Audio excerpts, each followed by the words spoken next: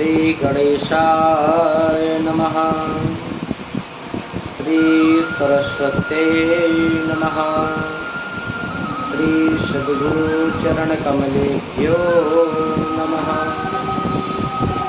लंबोदरं परमसुंदरनेत्रदन्तं पीताम्बरं त्रिनयनं परमं पवित्रम् उद्गद्दिवाकरनिभोज्ज्वलकान्तिकान्तं विघ्नेश्वरं सकलविघ्नहरं नमामि। ध्येयं सदा परिभवग्नमभीष्टदोहम् तीर्थास्पदं शिवविरञ्चनुतं शरण्यम् प्रत्यार्थियं प्रणतपालभवाब्धिपोतं वन्दे महापुरुषते चरणारविन्दम्। गुरुर्ब्रह्मा गुरुर्विष्णुः गुरुर्देव महेश्वरः गुरुर्साक्षात् परब्रह्म तस्मै श्री गुरवे नमः।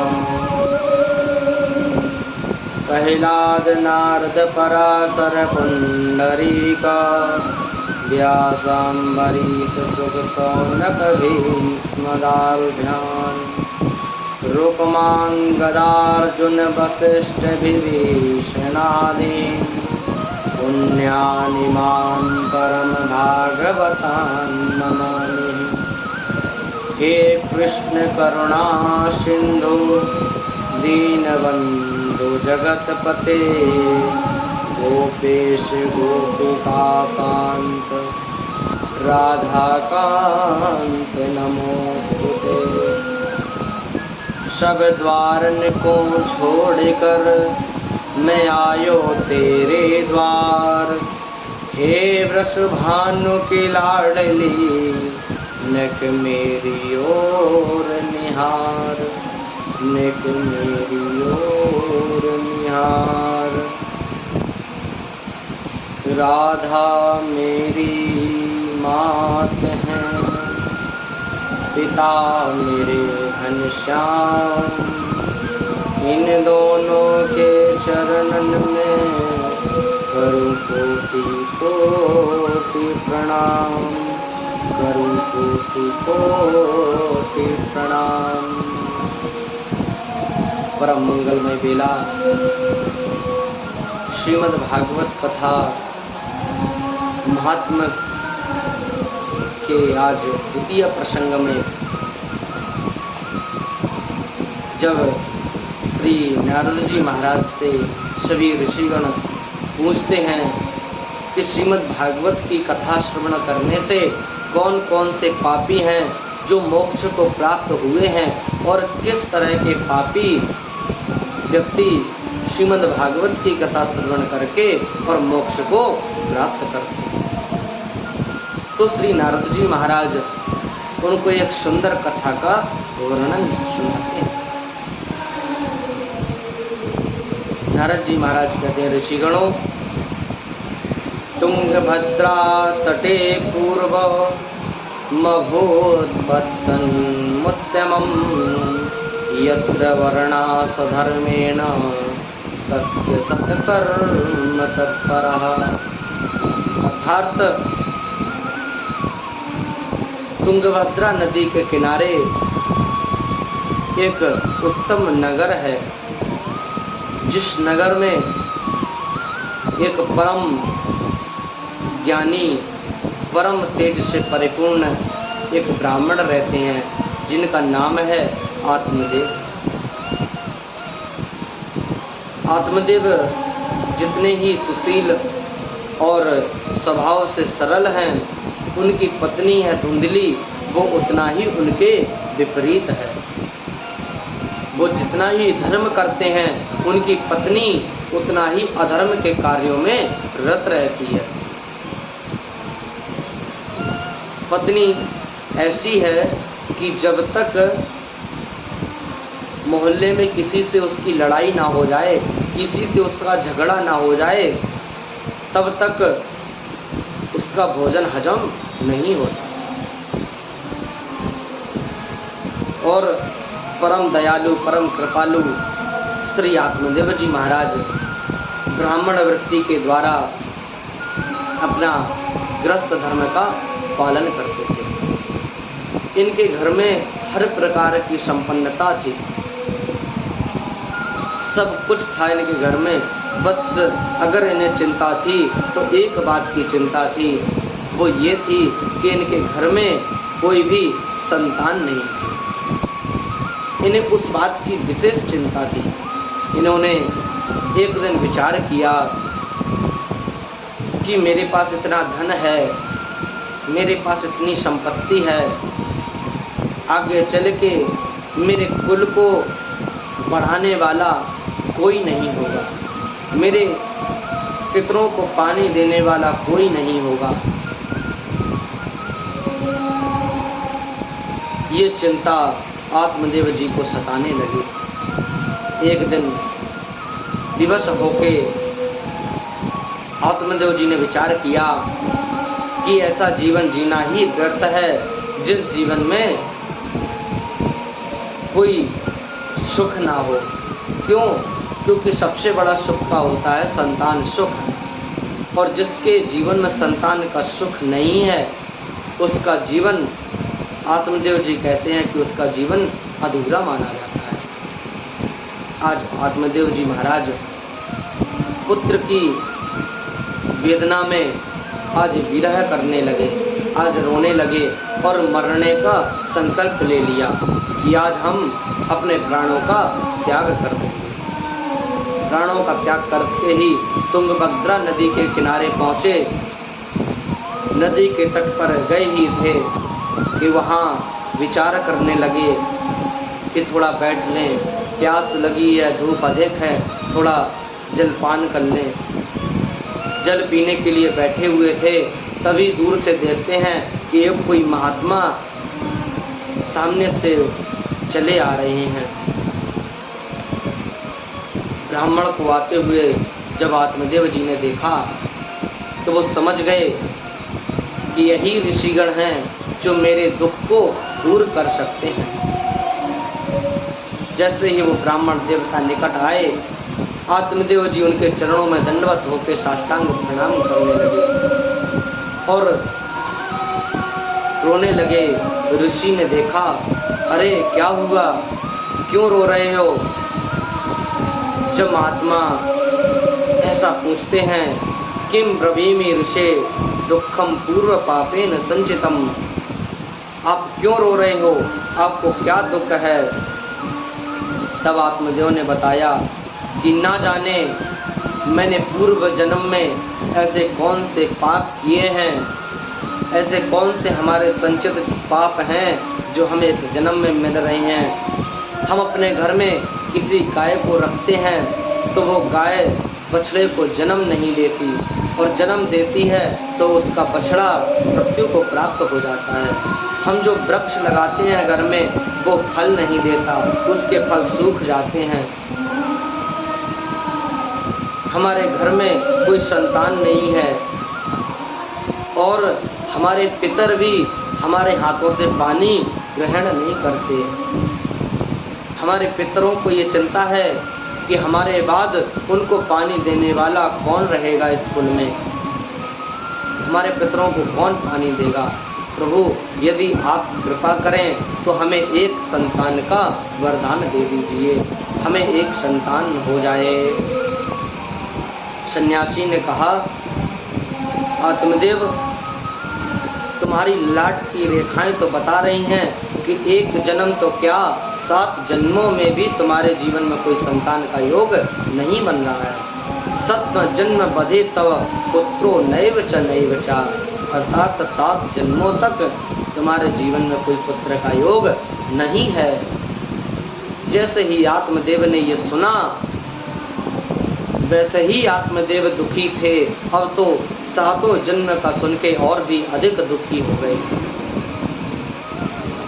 अब तो महात्मा के चरण पकड़कर आत्मदेव रोने लगे, गिड़गिड़ाने लगे और कहा, महाराज अभी तो मैं 1 जन्म के लिए रो रहा था, अब आपने तो मुझे 7 जन्म में उलझा दिया। 7 जन्म तक मुझे कोई संतान नहीं है। अब तो महात्मा जी मैं जीना नहीं चाहता, अब मैं अपने प्राणों का त्याग कर देना चाहता हूँ। यदि आप मुझे दे सकते हैं तो एक पुत्र का वरदान दीजिए, नहीं तो मैं यहीं आपके सामने ही अपने प्राणों का त्याग कर दूंगा। ऐसा आत्मदेव जी विचार करने लगे। महात्मा जी से कहने लगे, महात्मा जी ने सोचा कि ये तो हमने अच्छी मुसीबत मोल ले ली। अरे जब तुम्हारे जीवन में संतान का योग नहीं है तब मैं तुम्हें संतान कैसे प्रदान कर दूं। आत्मदेव जी ने कहा, कुछ भी हो जाए, यदि आप संतान हमें नहीं देंगे तो हम यहीं अपनी मृत्यु का वर्ण कर लेंगे। महात्मा जी ने प्रभु को प्रणाम किया और प्रभु की इच्छा से एक फल आत्मदेव जी को दिया और कहा, लो ये फल ले जाके अपनी पत्नी को खिला देना। आत्मदेव जी बड़े प्रसन्न हो गए, महात्मा जी को दंडवत प्रणाम किया, वो फल लिया, दौड़े दौड़े अपने घर में आए। बाहर से आवाज़ लगाते हैं, अरे देवी सुनती हो क्या। धुंधली ने सोचा, निश्चित आज हमारे पतिदेव हमारे लिए कोई आभूषण लेके आए होंगे। धुंधली दौड़ी भागी बाहर निकल के आती है और जैसे ही बाहर आके देखती है आत्मदेव के फल में हाथ में एक फल है। उस फल को देखते ही धुंधली उदास हो जाती है। आत्मदेव जी महाराज कहते हैं, देवी ये कोई साधारण फल नहीं है, इस फल को एक महात्मा जी ने दिया है और उन्होंने कहा है कि ये फल जाके अपनी पत्नी को खिला देना, निश्चित इस फल से एक योग्य संतान तुम्हें प्राप्त होगी। धुंधली ने आत्मदेव जी से कहा, अच्छा महात्मा जी ने फल दिया है तो अच्छा ही होगा, लाइए आप हमें प्रदान कीजिए। आत्मदेव जी ने वो फल धुंधली को दिया और बोले, देवी इसको प्रसाद समझ के अभी खा लो, क्योंकि प्रसाद को ज़्यादा देर तक रखा नहीं जाता है। प्रसाद को ज़्यादा देर तक रखना नहीं चाहिए, प्रसाद जैसे ही मिले उसे तुरंत पान करना चाहिए। धुंधली ने कहा, स्वामी अभी मैंने पूजा नहीं की है, अभी मैंने स्नान भी नहीं किया है, इसलिए आप इस फल को यहीं रख दीजिए, मैं स्नान करके और पूजा पाठ करके फिर इस फल को ग्रहण करूँगी। आत्मदेव जी उसकी बातों में आ गए।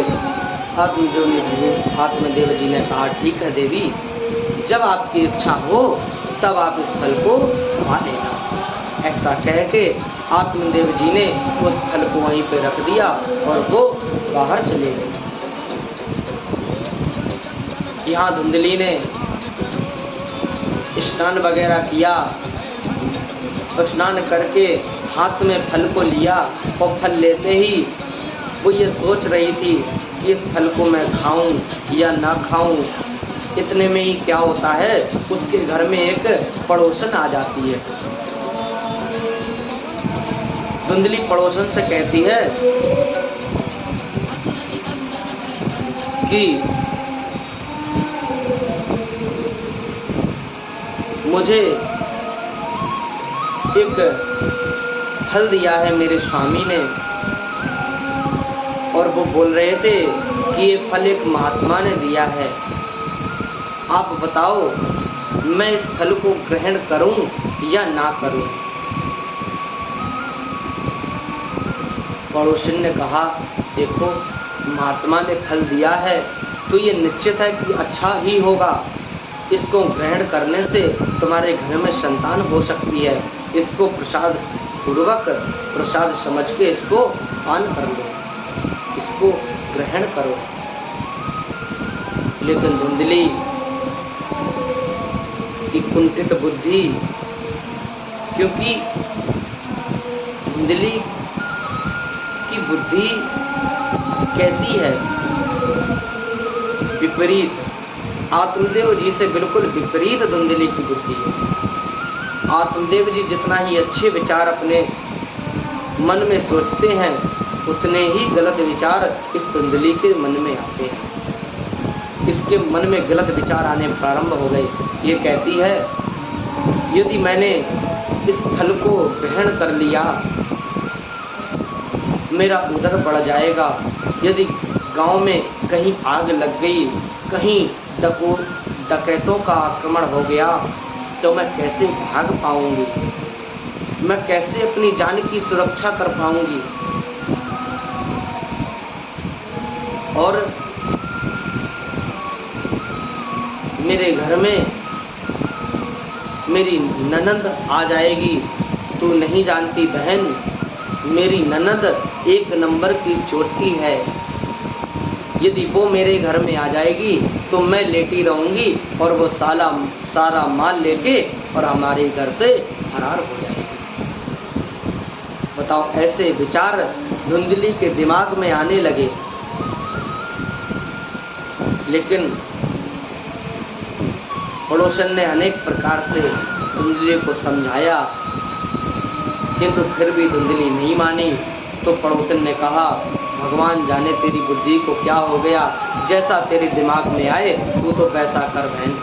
इतना कह के पड़ोसन अपने घर को वापस चली गई। धुंधली के मन में अनेक ख्याल आते रहे। उसने फल को नहीं खाया और वो फल वहीं रख दिया। अचानक उसकी बहन उसके घर में आई। जैसे ही उसकी बहन उसके घर में आई और धुंधली ने अपनी बहन को देखा, वैसे ही हृदय से लगा लिया, आओ बहन आओ, अरे मैं एक बहुत बड़ी मुसीबत में फंसी हुई हूँ, तुम मुझे इस मुसीबत से निकाल दो। उसकी बहन ने कहा, अच्छा क्या मुसीबत हो गई है? उसने कहा, मेरे स्वामी एक ये फल लेके आए हैं, किसी महात्मा ने दिया है। उन्होंने कहा इस फल को खा लो, इसके खाने से एक पुत्र होगा।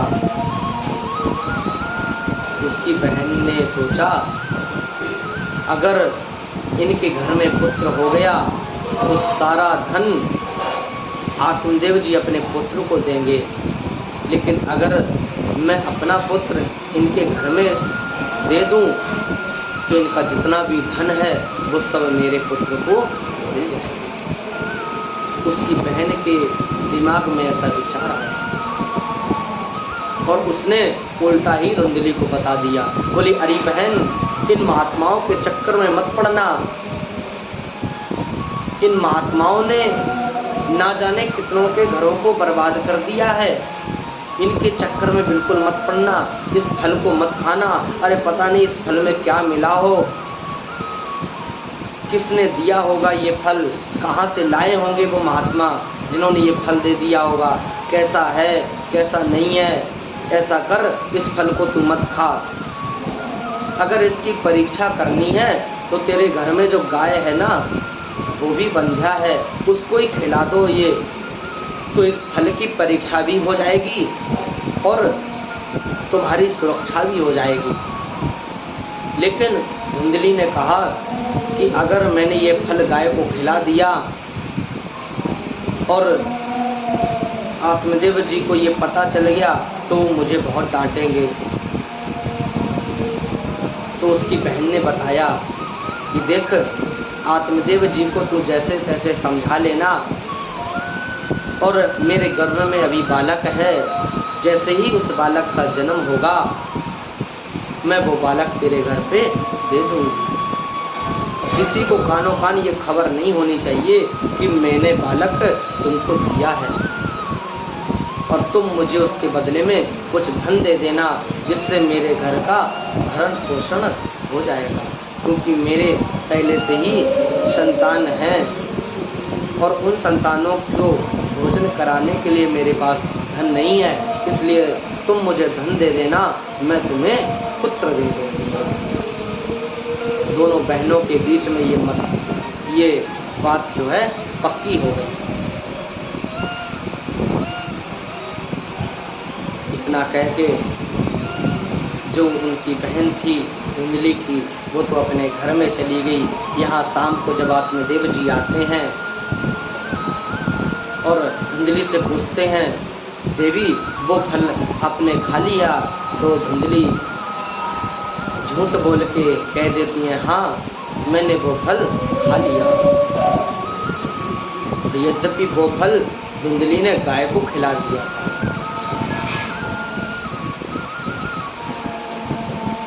समय बीतता गया, समय का काल चलता चलता ऐसा समय आया जब आत्मदेव जी के घर में खुशियां आने वाली थी। धुंधली ने अनेकों प्रयत्न करके आत्मदेव जी को अभी तक समझाती रही।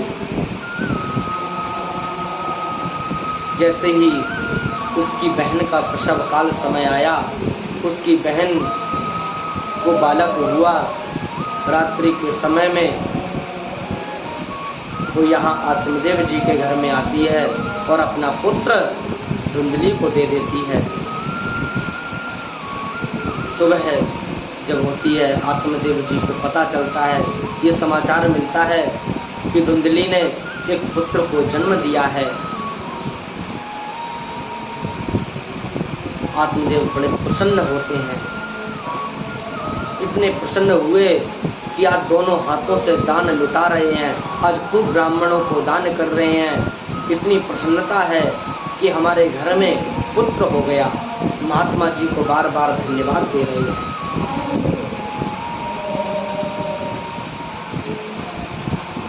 तभी उसके कुछ ही दिनों बाद क्या होता है, गाय को भी एक पुत्र होता है जो बिल्कुल मनुष्य के जैसा है, केवल उसके जो कान हैं वो गाय के समान हैं।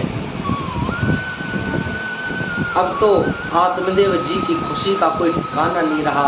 गांव वालों ने कहा, देखो आत्मदेव जी का कैसा भाग्य है, एक पुत्र के लिए आत्मदेव जी चिंतित थे, आज तो गाय भी पुत्र को जन्म दे रही है। गाय के उदर से भी एक बालक का जन्म हुआ है।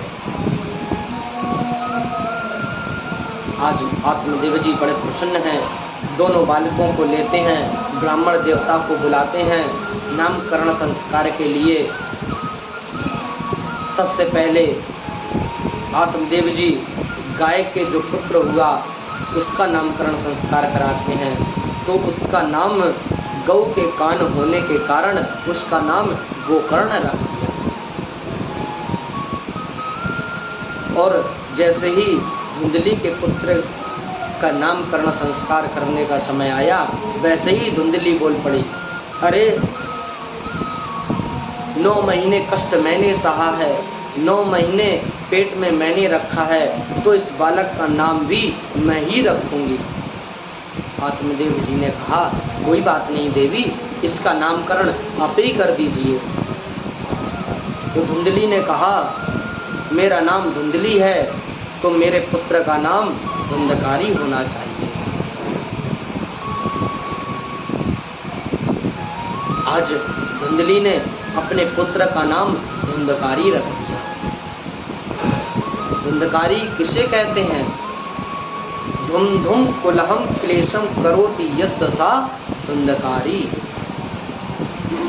जो पूरे कुल में कलह मचाता रहे, जो स्वयं लड़े दूसरों को भी लड़ावे, जो स्वयं मरे दूसरों को भी मारे, ऐसा पुत्र जिसका नाम धुंधकारी रखा। आज दोनों पुत्र धीरे धीरे बड़े होने लगे, दोनों पुत्र आपस में खेलने लगे। लेकिन जो गोकर्ण जी थे वो तो श्रेष्ठ बालकों के साथ में खेला करते थे, लेकिन जो धुंधकारी था इसको दुराचार व्यक्ति ही पसंद आते थे। गोकर्ण पंडितो ज्ञानी धुंधकारी महाखलः। गोकर्ण तो बड़े होकर एक विद्वान योग पंडित हुए, लेकिन धंधकारी महामूर्ख रह गया। आज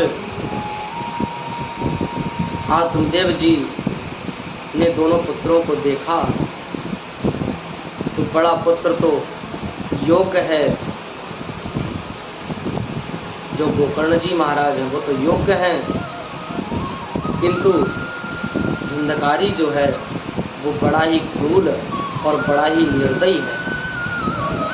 जहाँ भी छोटे छोटे बच्चों को खेलता देखता उनको मारने पीटने लगता, किसी बच्चे को कुएं में लटका देता, कभी बिना समय गाय के बछड़े खोल देता, कभी गायों को पीटता, कभी गायों को भगा देता, बहुत दुराचार करने लगा। लोगों की शिकायत आने लगी गांव वालों की। आज आत्मदेव जी महाराज बड़े दुखी हो गए।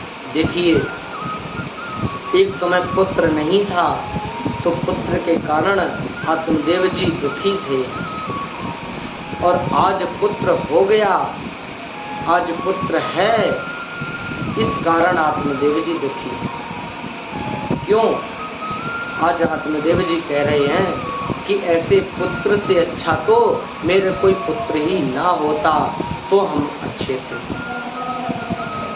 एक समय वो था जब यही आत्मदेव जी पुत्र के लिए रुदन करते थे।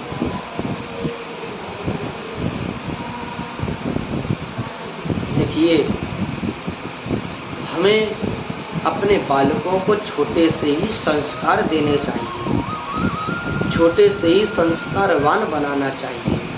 यदि हम अपने बच्चों को छोटे से ही संस्कार देते हैं तो बड़े होकर निश्चित है कि माता पिता की सेवा करते हैं। अगर हमने अपने बच्चे को छोटे से संस्कार नहीं दिए हैं तो हमारा बच्चा बड़ा होके हमारी सेवा करे, इसकी कोई गारंटी नहीं है।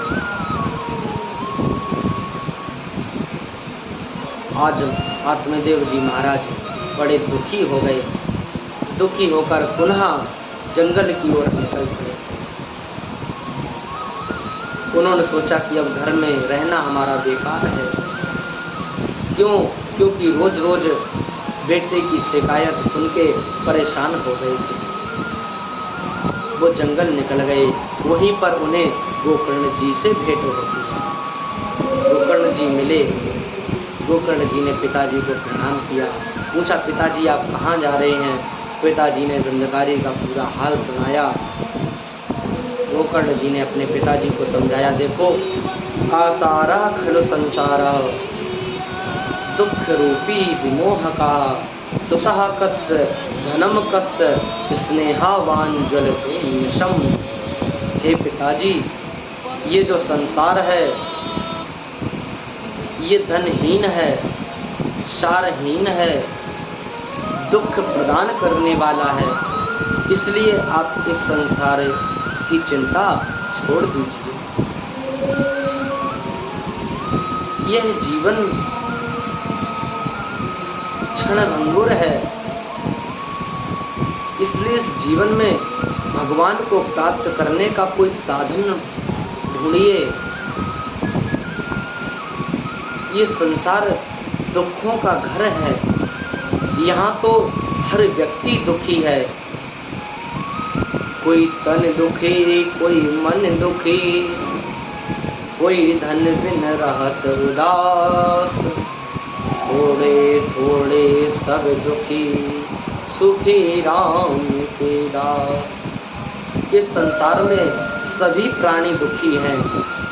कोई तन से दुखी है, कोई मन से दुखी है, कोई धन से दुखी है, लेकिन सभी प्राणी दुखी हैं। सुखी वही है जो राम जी के चरणों में अनुरक्त है, जो राम जी के चरणों का आश्रय लिए हुए है, बस वही इस संसार में सुखी है। इसलिए हे पिताजी, ये जीवन तो क्षणभंगुर है। इस जीवन की इतनी क्या चिंता करना? अरे आज है, कल क्या भरोसा ये जीवन रहे ना रहे। क्षण भंगुर जीवन की कलिका, कलि प्रात को जाने खिली न खिली। मलिया गिरती सुच शीतल, मंद सुगंध समीर बही न बही। और कलिकाल कुठार लिए फिरता, तन नाम रह चोट झिली न झिली। भजले हरि नाम हरि रसना, फिर अंत समय हिली न हिली। फिर अंत समय में हिली न हिली। क्षण भंगुर जीवन की कलिका, ये क्षण भंगुर जीवन है। इसकी श्वास रूपी कली कल प्रातः होते खिले ना खिले, इसका कोई भरोसा नहीं है। कली काल कुठार लिए फिरता, ये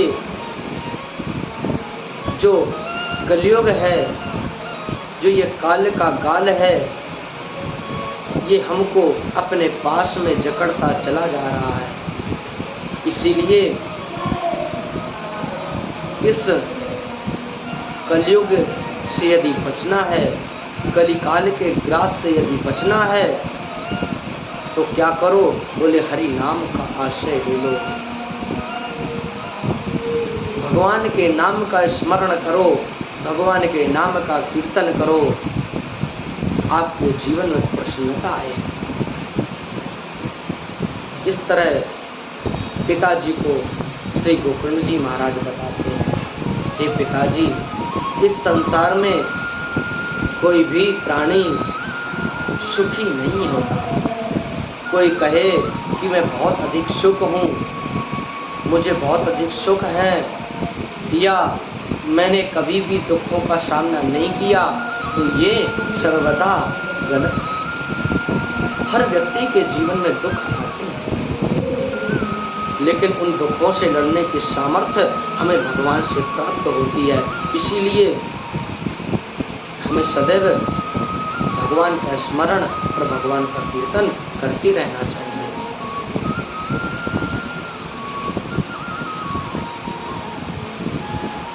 इस प्रकार जब श्री गोकर्ण जी महाराज ने पिताजी को ज्ञानोपदेश किया, तब पिताजी की कुछ बुद्धि में सात्विकता आई। दोबारा फिर एक श्लोक के माध्यम से गोकर्ण जी महाराज पिताजी को क्या कहते हैं?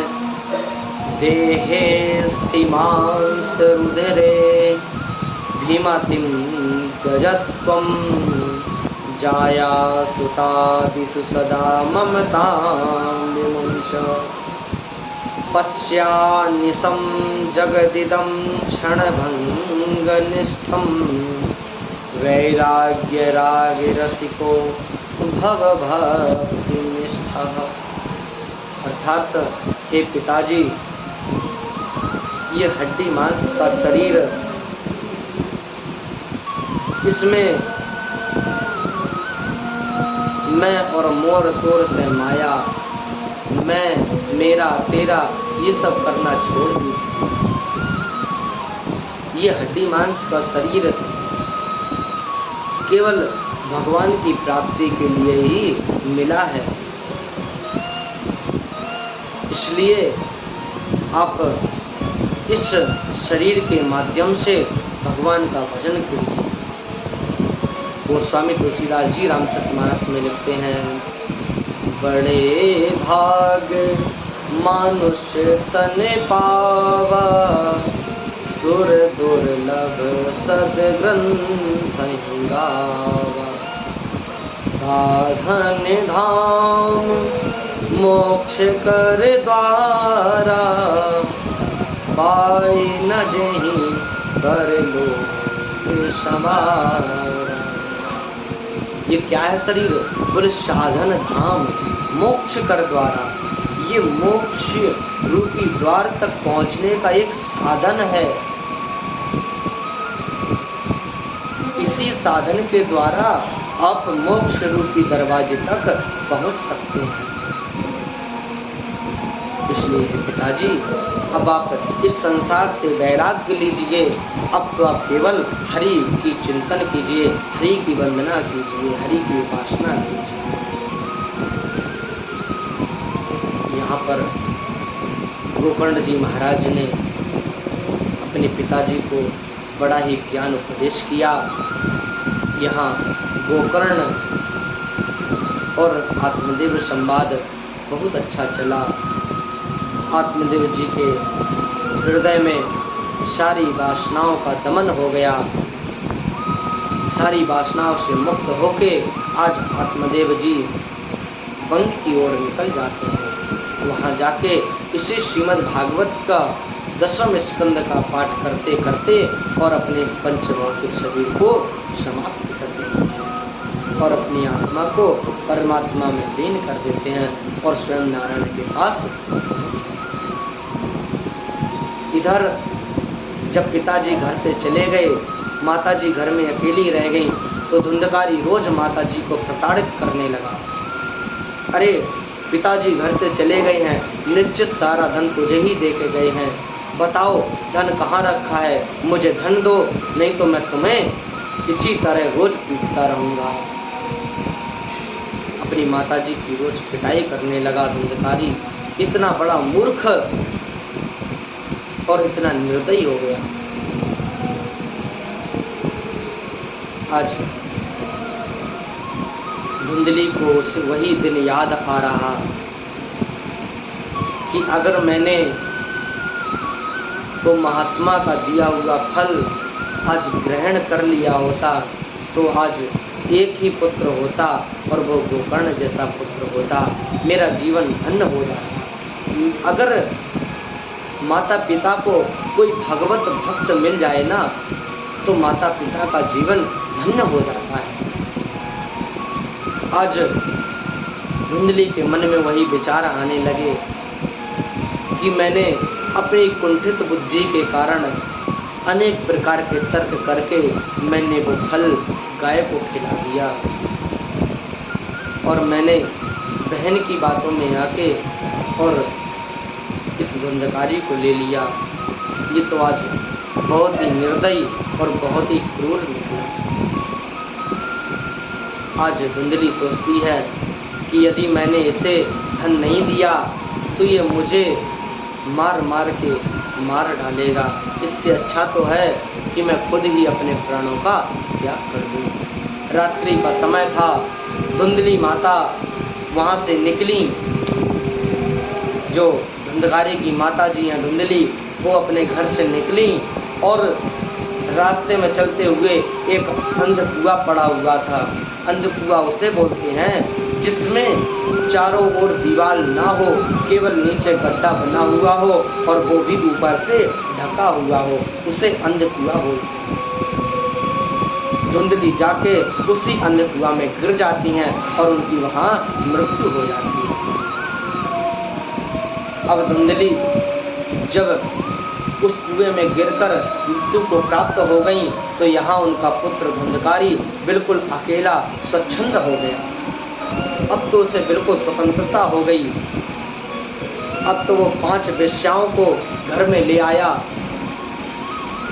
और उन 5 वेश्याओं की खूब सेवा करने लगा। एक दिन वेश्याओं ने कहा, देखो मुझे बहुत धन की आवश्यकता है, मुझे स्वर्ण चाहिए, मुझे आभूषण चाहिए। धुंधकारी ने कहा, ठीक है, मैं आभूषणों की व्यवस्था करता हूँ। छोटी मोटी चोरी तो वो रोज करता था, किंतु आज उसने राज दरबार में जाके राजा के महल में जाकर और राजा के राजकोष का धन चुरा लिया। राजकोष का धन जैसे ही ग्रहण किया, उन वैश्याओं ने सोचा कि देखो इसने राजा का धन चुराया है, निश्चित राजा इसको दंड तो देगा, ये तो निश्चित है, लेकिन इसके साथ साथ हमें भी दंड दिया जाएगा।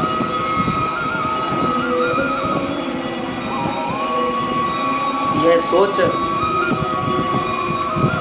उन वैश्याओं ने वो सारा धन रख लिया और पांचों ने आपस में एक मीटिंग बनाई और कहा कि देखो, इसको रात्रि के समय में ही और मार के और यहाँ से हम धन लेके निकल जाएंगे, नहीं तो ये भी पिटेगा और हमें भी राजा के द्वारा दंडित करवाएगा। आज पांचों ने ये योजना बनाई। धुंधकारी जब घर में आया, धुंधकारी का सारा धन ले लिया और उसे भोजन करा के उसे चारपाई पे बांध दिया और चारपाई पे बांध के पांचों ने मिलके उसके प्राणों का दमन कर दिया, उसके प्राण ले लिए। धुंधकारी भी जब मर गया तो धुंधकारी मरने के बाद प्रेत बना, क्योंकि उसने अपने माता पिता को बहुत ही कष्ट दिया था और माता पिता को कष्ट देने वाली संतान निश्चित है कि प्रेत योनि को ही प्राप्त होती है। आज धुंधकारी प्रेत बन गया।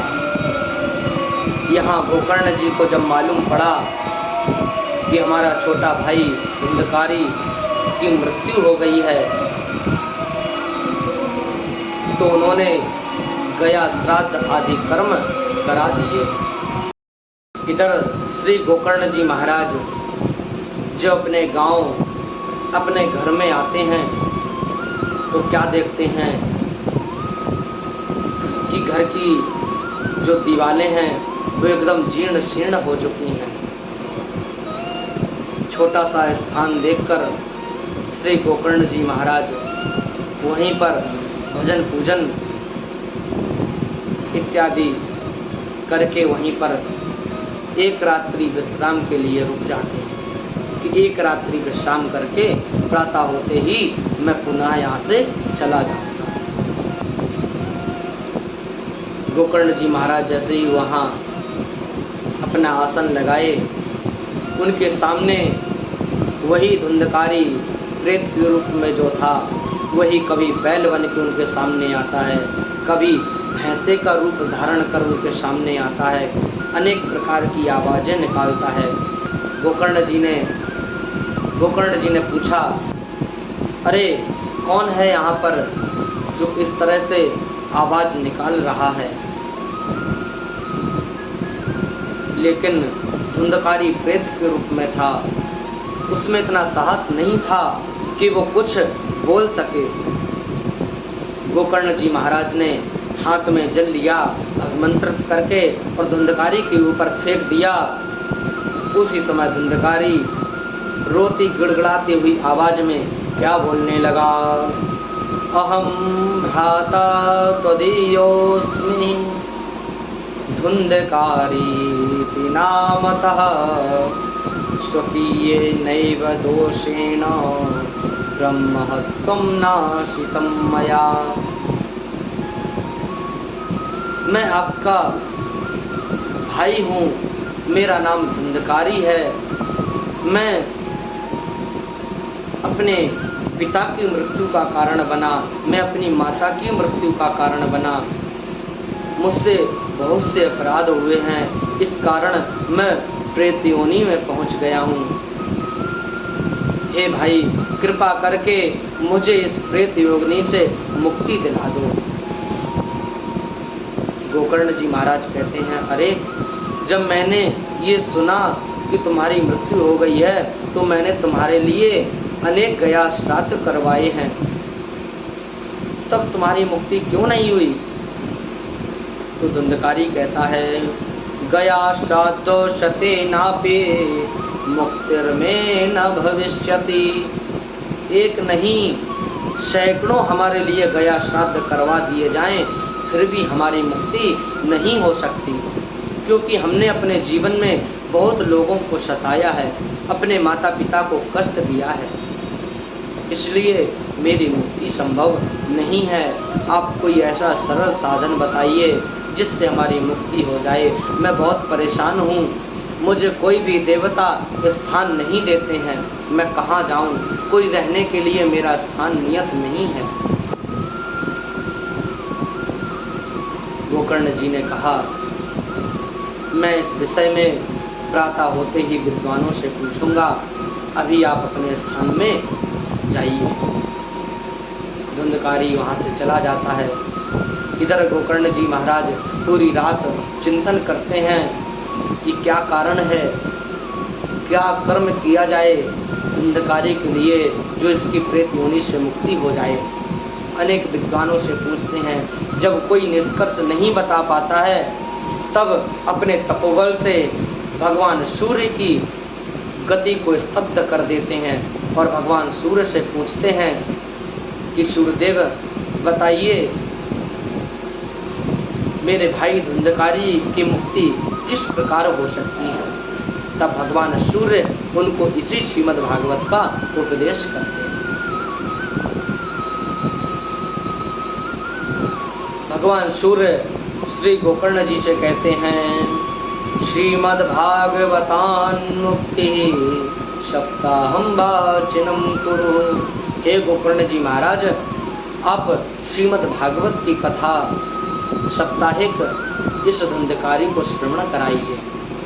साप्ताहिक कथा को श्रवण करके निश्चित धुंधकारी की मुक्ति हो जाएगी।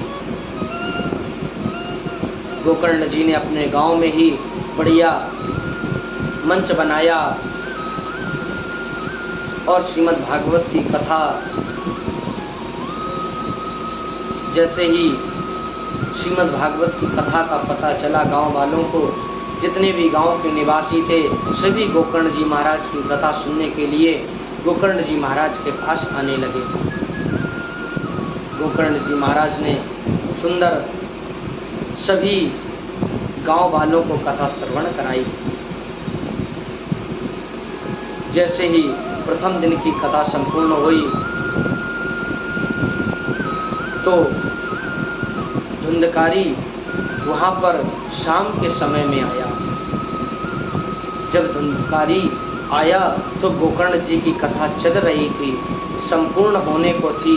उसी समय धुंधकारी गोकर्ण जी की कथा में आया, लेकिन कथा के मध्य उसे बैठने का कहीं स्थान नहीं मिला। तो एक वहाँ पे बांस रखा हुआ था जिसमें 7 गांठ थी। तो वो प्रेत धुंधकारी उसी बांस में छिप गया, उसी में जाके बैठ गया और उसने थोड़ी सी प्रथम दिन की कथा श्रवण की। लेकिन थोड़ी सी ही कथा श्रवण करने से उस बांस की पहली गांठ फट गई। दूसरे दिन की जब पूरी कथा श्रवण की तो दूसरी गांठ फट गई। इसी प्रकार तीसरे दिन की कथा में तीसरी गांठ फट गई। एवं सप्तदिनश्चैव सप्त ग्रंथि विभेदनम। 7 दिन की कथा श्रवण करके 7 गांठें जैसे ही बांस की फटी, एक सुंदर शरीर धारण कर धुंधकारी गोकर्ण जी महाराज के सामने खड़ा हो गया। 4 हाथ हैं। आज धुंधकारी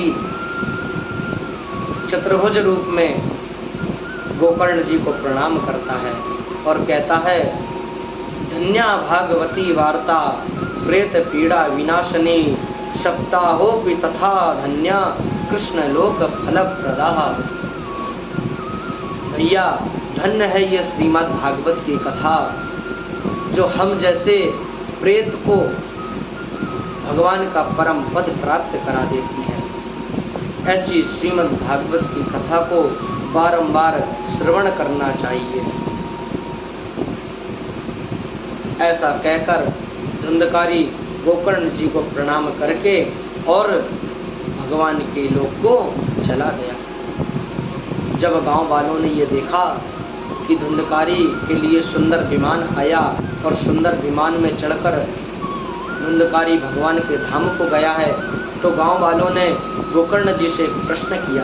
बोले महाराज, कथा तो हम सभी ने श्रवण की है, लेकिन विमान केवल धुंधकारी के लिए क्यों आया है, इसका क्या कारण है? तो गोकर्ण जी महाराज कहते हैं कि देखो, जो व्यक्ति जिस भाव को लेके कथा श्रवण करता है, ये श्रीमद् भागवत की कथा उससे वही फल प्रदान करती है। धुंधकारी परेशान था अपनी प्रेत योनि से, इसीलिए प्रेत योनि से मुक्ति पाने के लिए उसने श्रीमद् भागवत की कथा को श्रवण किया और उसके प्रेत योनि से मुक्ति हुई। लेकिन आप सभी ग्रामवासी क्या करते हैं, कभी कथा पूर्ण हो जाती है तब आते हैं, कभी कथा श्रवण करने में मन नहीं लगता है, कभी कथा के मध्य में नींद आ जाती है, कभी कथा के मध्य में बातचीत होने लगती है। इस तरह मन भटक जाने से आप लोगों ने एकाग्र मन से कथा नहीं सुनी, इसीलिए आप किसी के लिए विमान नहीं आए। गांव वालों ने पुनः आग्रह किया कि नहीं गोकर्ण जी महाराज, आप कुछ दिन और यहीं गांव में रुकिए, हमें एक बार और श्रीमद् भागवत सप्ताह की कथा सुनाइए और हमें भी भगवान के धाम को जाना है।